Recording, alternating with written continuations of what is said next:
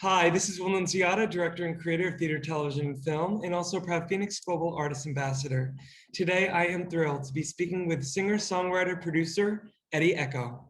For more on EDDY, you can read more about him right below this video. But in the meantime, here's a sneak peek at the talent of EDDY Echo.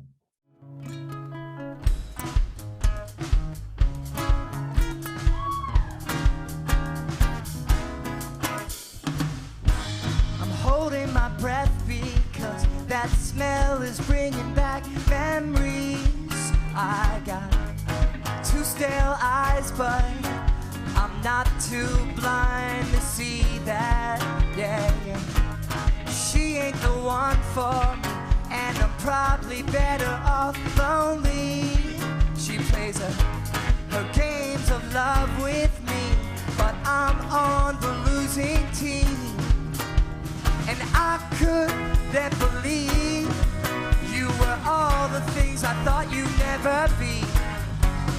Now that I can see that I'm better lonely, go ahead, watch me leave. Your words don't mean shit to me. Well, hello, EDDY. How are you? I'm excellent. How are you? I'm good, thank you. Well, the audience just got a little sneak peek of your incredible talent. And I want to know, EDDY, even though I already know, I want the audience to know, okay, where did you grow up? When did you realize that you loved to sing? And how did you get to Nashville, where you currently are? All in 1 minute, go. Okay, so I grew up right outside of Philadelphia, Pennsylvania, small town called Drexel Hill. And my grandmother was actually a full-time organist. She played at churches and funerals, and she raised her entire family on music. I realized I wanted to sing at a young age. I was in the Philadelphia Boys Choir. My grandma taught me piano. And, you know, it's not something I bring up all the time, but I've been losing my eyesight since I was 16.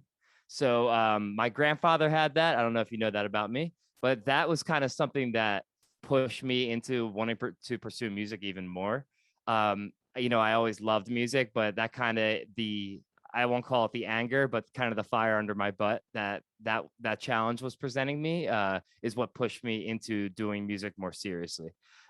Getting to Nashville, I was living in New York City for about 5 years after college. And at the end of 2018, I made a last, spur of the moment decision to move to Nashville.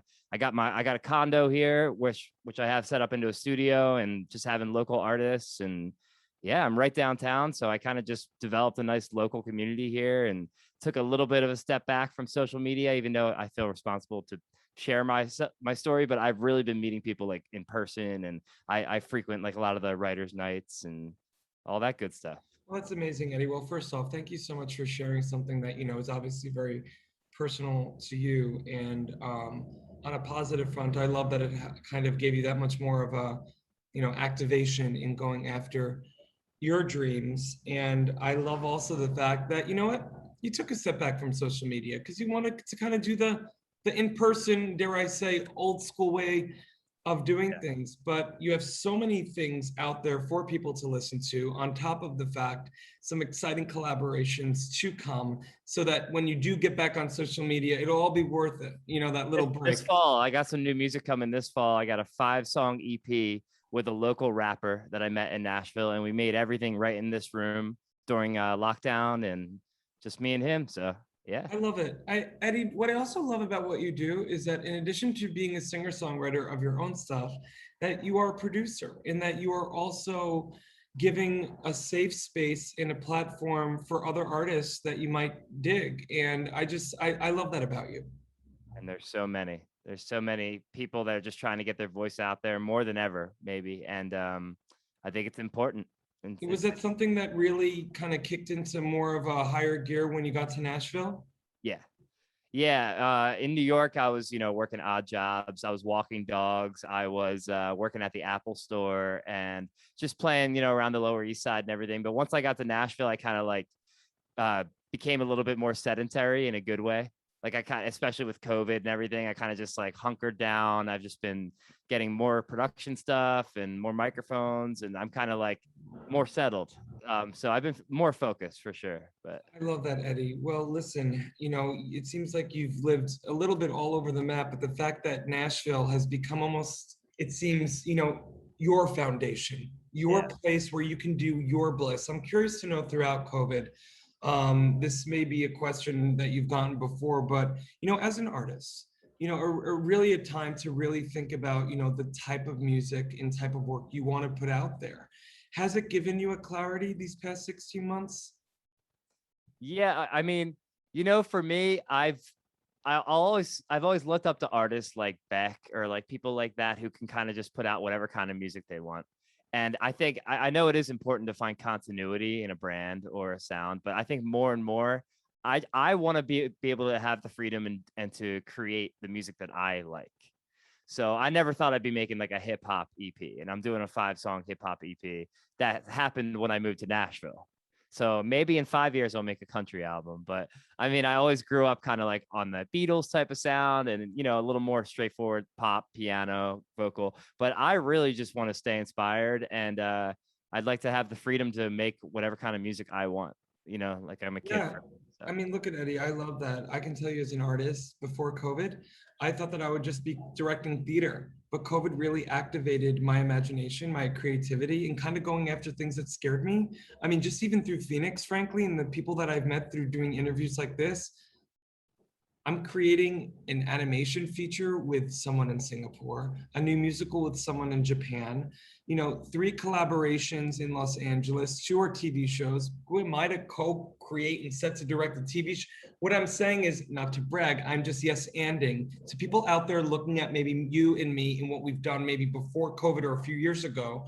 Yeah. Once we hit a lane of just releasing the preconceived notions and to realize in a world that likes to put artists in a box, throw it away and just go after the emotion. Go after something that makes you feel. And if it's something that scares you, leap into it even more. I love it. And for me, like even moving to Nashville was like that. Like I'm an outsider. I'm not a country musician. I'm not, you know what I mean? Like I didn't really. Eddie, it's probably a breath of fresh air. Oh, it's great. I feel even more inspired than ever because people are like, "Oh, you're doing something different." It's absolutely. And like I told you off camera pre-interview, my twin brother just moved there, and he's like, "Well, this Italian American from Brooklyn that doesn't just want to do country. People want something new." And Eddie, I mean, your voice, literally and figuratively, is so singular to begin with. And excuse the noise outside of Manhattan. I'm sure you miss that. Yeah. I do, and I'm here. But Eddie, in looking forward, I want to know, in addition to the collaborations you have on the docket, what else you're looking forward to as an artist in terms of the type of art that you want to continue to put out there? Well, I mean, there's music and then there's also business as well. And I think where they come together is what I'm looking forward to. I'm looking forward to a new music industry that gives more power to artists and more freedom to artists. And like you said, I don't think we need to stick anyone in a box. I don't think we need to worry, you're this age, you're that, you came from here, you came from there, you have to be this. Look at somebody like just speaking of country, look at somebody like Lil Nas X or these artists that are now coming up who are just doing whatever they want. And you know what I mean? And it transcends to people. It's not just because people are so done, I think, with the curated, I don't want to say the late night talk show vibe, but it's kind of, I feel like people are kind of looking for something more organic these days. They don't like it to be so curated. And I think also something more vulnerable and truthful and less relatable. I mean, Eddie, you even being vulnerable enough to share a little bit about your story with your eyesight. I mean, frankly, I don't have that specific thing where my eyes are going to, but I have my own internal things that activated and made me want to lean in even more to you. Does that make sense? Absolutely. It does. And I think the industry and the business will follow that. Well, if the culture and the music is dictating that, I think that hopefully we just have to hope that the industry and, people like yourself who are powering a new type of industry, whether it's driven by blockchain or whatever it may be. But I think it's time for the artists to get their due, Well, this is what I love about FENIX, and why, frankly, I'm on board, is not only because of the collaborations I've already had just from interviewing, but the fact that these CEOs have been putting their money where their mouth is for a few years to create something like this. And yes, I'm sure that they've been called crazy or sounds too good to be true or who do you think you are? But you know, you even look at, I mean, I know we have the Olympics going on right now, but I love all these athletes that are standing up for mental illness and mental health, and that it takes people to take maybe, you know, to have the strength where, for example, mental health, right? It's like, it's been considered a weakness by our society for years, but to have these women of strength saying, no, actually, it's not weak to be okay with not being okay. And thus, you know, to compare it to what we're talking about a little bit with the music industry, it just takes a few people to say, whoa, whoa, whoa, whoa, to make 0.00001% on the stream for artists. No, no, no, no, that's not cool. Let's create something better. And so that's what I love about what the FENIX people are doing, so that artists like us can finally get, you know, what we rightfully deserve. And God bless what artists you know, getting what they deserve. I don't necessarily deserve to be driving a Ferrari down the street. They won't let me drive, by the way.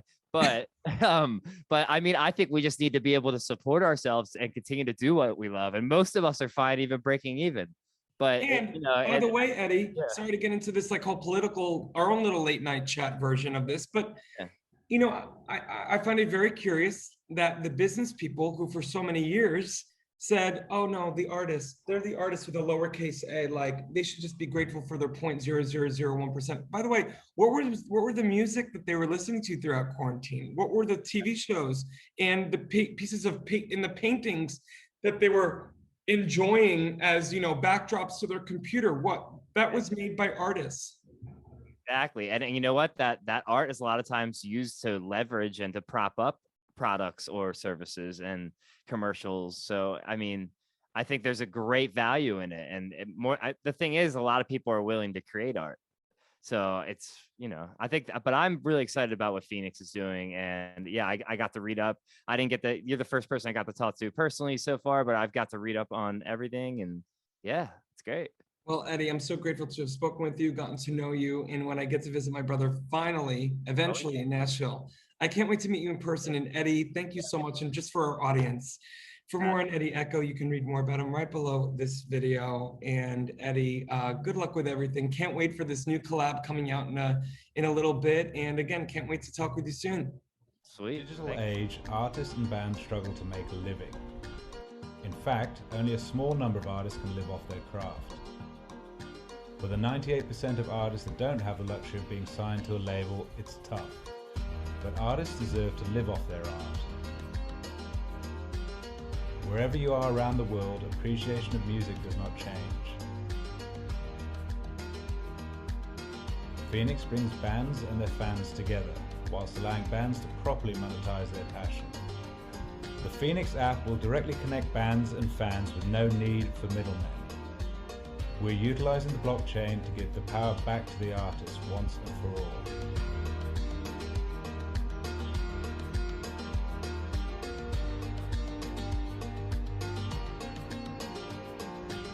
Join FENIX, join the change.